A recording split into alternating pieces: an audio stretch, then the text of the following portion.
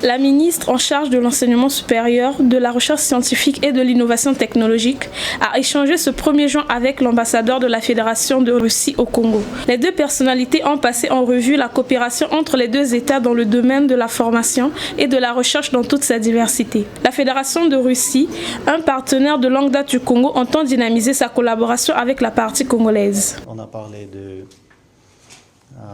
de la coopération en matière d'enseignement supérieur parce qu'il y a beaucoup de Congolais qui voyagent chaque année pour faire les études chez nous et on tient absolument à continuer et à élargir aussi ce genre de coopération qui est très important pour l'avenir de la République du Congo.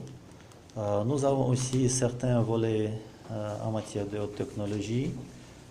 Le volet de l'emploi de l'énergie nucléaire à des fins pacifiques parce que c'est l'agriculture et c'est la médecine qui sont les bénéficiaires de cette coopération qu'on tient à lancer dans l'avenir et certains autres volets d'intérêt commun.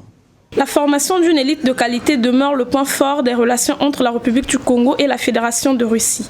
La preuve en est, chaque année, plusieurs jeunes sont formés en Russie dans divers domaines. Cet engagement a été réitéré par l'ambassadeur de la Russie lors de cette audience. 105 bourses annuellement pendant les 3 dernières années.